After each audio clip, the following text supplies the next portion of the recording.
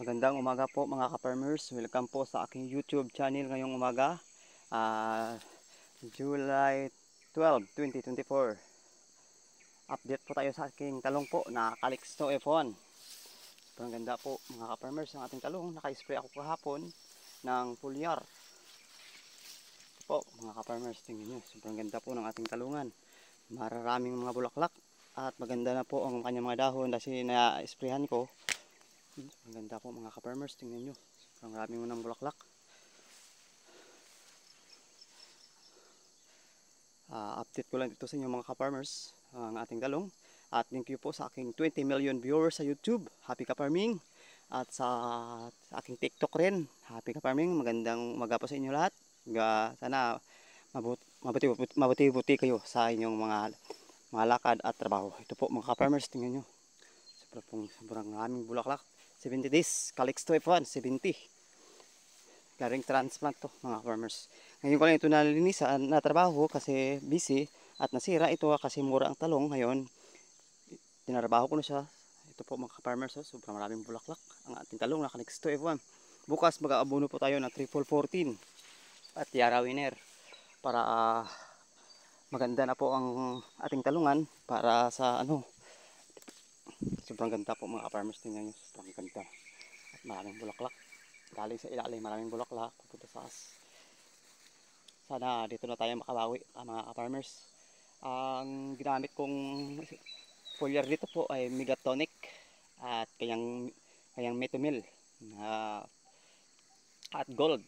Minimix ko yan sila.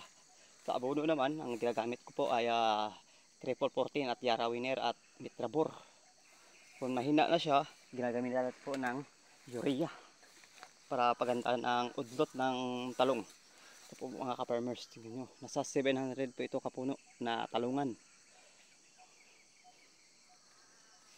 Ito po mga ka-farmers, sin-update ko lang ito kasi maganda na po ang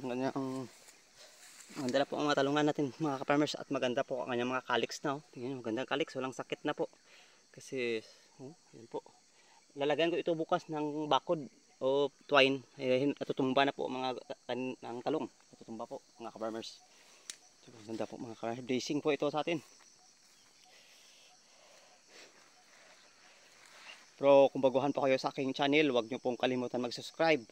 Click rin ang aking notification bell para updated po kayo sa aking mga video na i-upload. At for more info and for more details, click here and subscribe.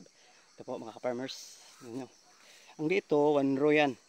1, 2, 3, 4, 5, 6, 7. 7 na row. Dito, 2 row ito po. 2 row. Sa isang linya, 2 row sila yan. Yan po. 2 row rin ito. Mga ka-farmers. Tingnan nyo. Sana, ngayon, estimation ko ngayong July na tapusan. Para magkada na ito at marami na kayong makukuha. I-update ko kayo mga ka-farmers. Maintainin ko na ito na maayos talaga ang ating talungan para hindi na masira at maganda ang mga dahon, bulaklak at udlot na malayo sa sakit ang ating mga talungan. Yan po mga ka-farmers.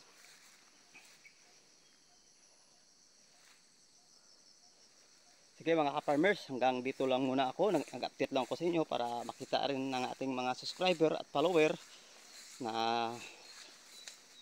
nag-maintain pa rin tayo ng farm kahit minsan na tayo dito sa ating farm.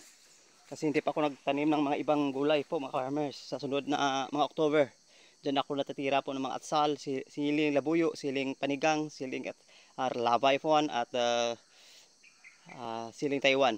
At mga iba't iba pa, sitaw, ukra, pipino sa mga October. Kasi busy pa tayo ngayon.